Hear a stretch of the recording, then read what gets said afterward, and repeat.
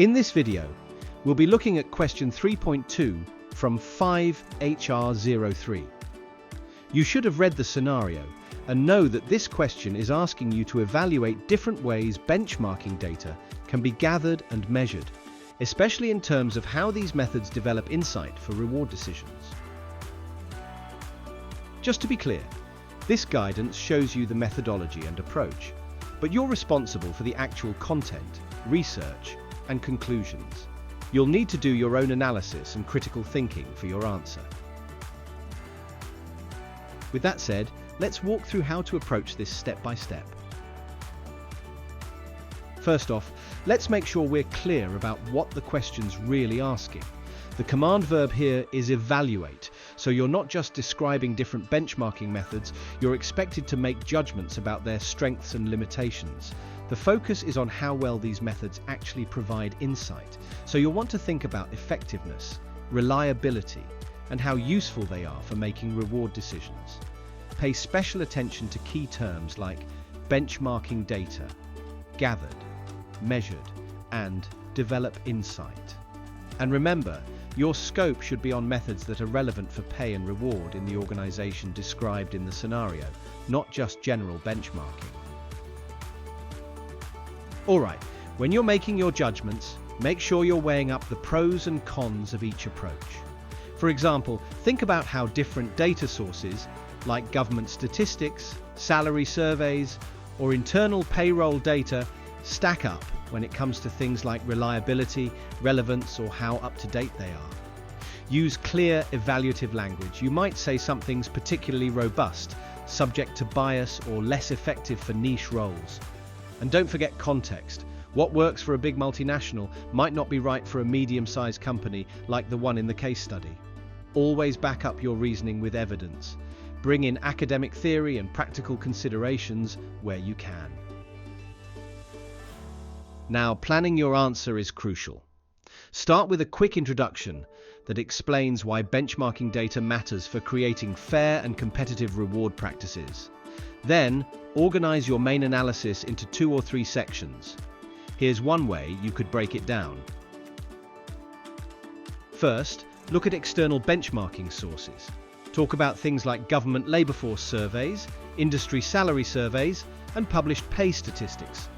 Evaluate how reliable they are, how much coverage they offer, how relevant they are to your case study, and what drawbacks they might have, like lacking sector-specific detail or having data that's out of date. Next, focus on internal benchmarking and measurement. Here, you could talk about using internal payroll data or job evaluation outcomes. Highlight the benefits, like accuracy and being specific to the organization, but also mention any limitations, such as subjectivity or a narrow focus.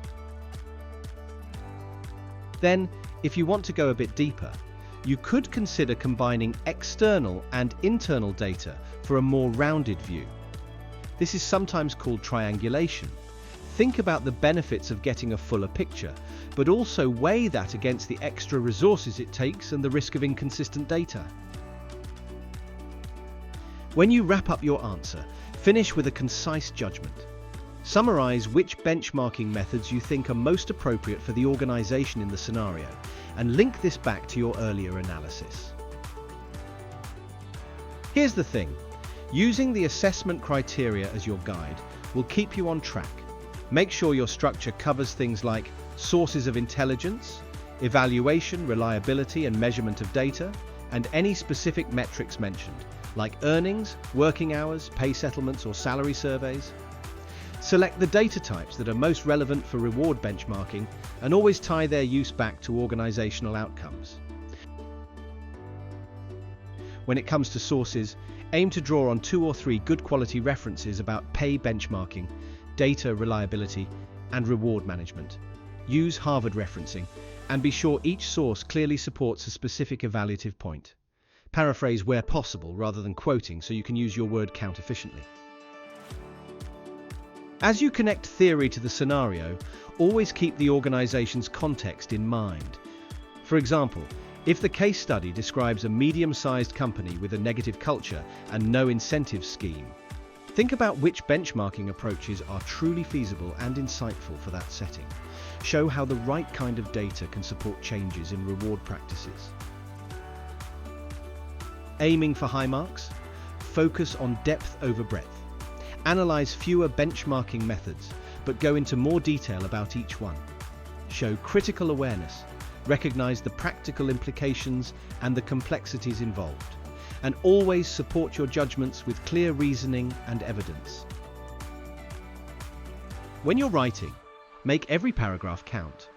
Avoid repeating yourself, keep a logical flow, and use precise language. Stick to the word limit by focusing only on the most relevant points. Alright, that wraps up this step-by-step methodology for tackling this kind of evaluation question. Thanks for watching. If you found this helpful, please give it a like and subscribe for more support with your studies. Check out the rest of this series for more tips on answering different assessment questions.